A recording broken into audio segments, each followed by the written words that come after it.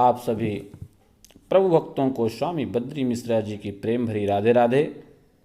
और मैं आप सबका अपने YouTube चैनल मानव हैप्पीनेस ज्ञान में आपका स्वागत करता हूं। और मैं आज आपके बीच एक विशेष सुविचार के साथ उपस्थित हुआ हूं। संसार में कौन सुखी और कौन दुखी,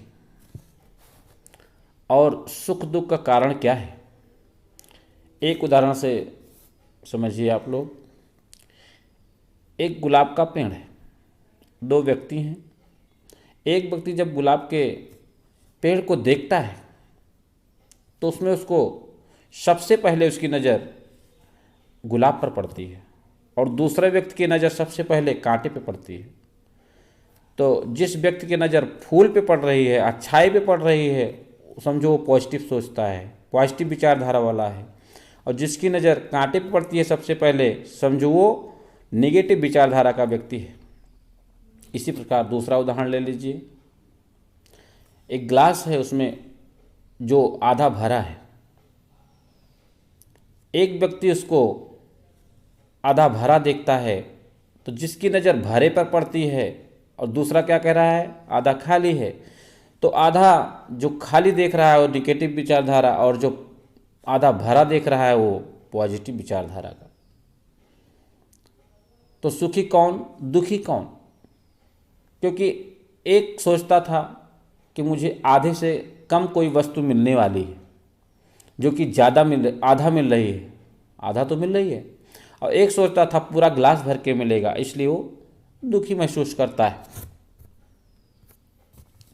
इस प्रकार आप एक दृष्टांत से समझिए। एक उस समय जो है श्राद्ध चल रहा था। एक महात्मा जी थे, उनके पास दो ब्राह्मण रहा करते थे। वैसे तो बहुत सारे थे, श्राद्ध में सब कार्यक्रम चलता ही रहता है। दो उस समय थे। तो एक सेठ जी को अपने पिताजी का श्राद्ध करवाना था, और उसमें निमंत्रित करने के लिए वो आए थे। उनको दो ब्राह्मणों को निमंत्रित करना था। महात्मा जी से मिले। महात्मा जी बोले भाई ठीक है, हम भेज देंगे।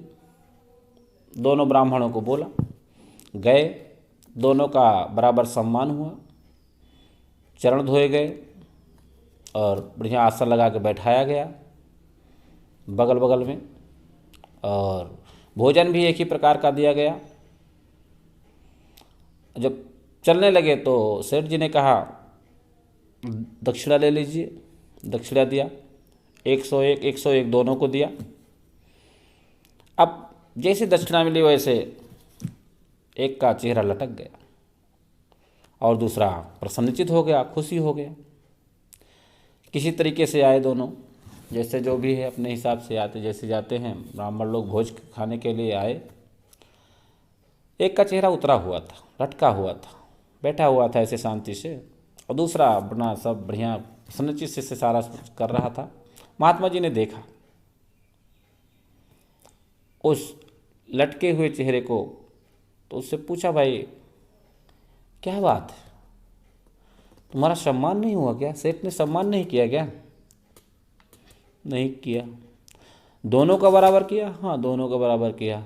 अच्छा, भोजन में कमी की होगी? नहीं नहीं, भोजन में भी कमी नहीं की, दोनों एक समान भोजन, पूड़ी कचौड़ी जो भी बनाया था। अच्छा, तो बैठाया अलग अलग होगा, आपको इसी कमरे में, उनको ऐसे ही? नहीं नहीं नहीं, दोनों बगल बगल बैठे थे। अच्छा, तो हाँ आप समझ में आया, दक्षिणा में कमी की होगी? नहीं नहीं नहीं नहीं, दक्षिणा भी सेम सेम। अच्छा, फिर ये दुखी, आप दुखी क्यों, वो प्रसन्नचित क्यों? आप दुखी क्यों, पहले आप बताइए। बोले गुरुजी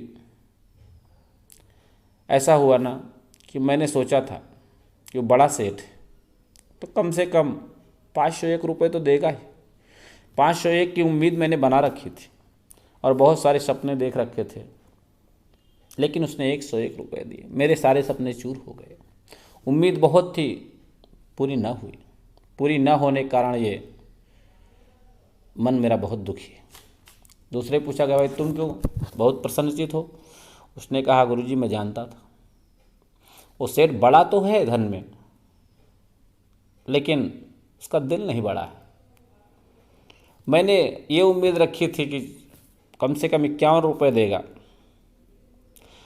और उसने 101 दे दिया। मैं खुश हो गया। मैं इसीलिए खुश हुआ कि वो ज़्यादा दे दिया। मैंने कोई उम्मीद नहीं बना रखी थी, बस बनाया भी जो था तो जो 51 रुपये का, कंजूसी के कारण से। मैंने बहुत सारे प्रचर्चा इसकी सुनी थी, इसलिए मुझे कोई इसका ज़्यादा दुख नहीं हुआ। अच्छा, ये है मैं अनुराग। तो कहा ठीक है भाई। तो सुख दुख का कारण हमारी उम्मीदें, हमारी इच्छाएं। हम आवश्यकता से ज़्यादा अपनी इच्छाएं पाल लेते हैं और वो पूरी नहीं होती हैं तो दुखी हो जाते हैं। कहने का मतलब, सुख दुख के जो जन्मदाता हैं हम ही लोग हैं। इच्छाओं को रख रख के, इच्छाओं को रख रख के, इच्छाओं को बढ़ा बढ़ा करके, उम्मीदों को बढ़ा बढ़ा करके हम सुखी और दुखी होते रहते हैं। सोच पूरी हुई, सोच अनुकूल हुई, व्यवहार अनुकूल हुआ सामने वाले से तो हम सुखी हो गए, प्रतिकूल हो गया तो दुखी हो गए। दूसरा कोई और नहीं है तो क्या दुख का कारण मोहम्मद जी थे? नहीं, वो खुद हम लोग हैं। यह बात आपकी समझ में आ गई होगी, और मेरा उद्देश्य यही है कि आप अधिक से अधिक ज्ञान अर्जित करें और खुद जगें और दूसरों को जगाएं, और इस अपने मानव जीवन को सुखी बनाएं। अब मैं अपनी वाणी को यहीं पर विराम देता हूँ। जय श्री राम, जय श्री राधे।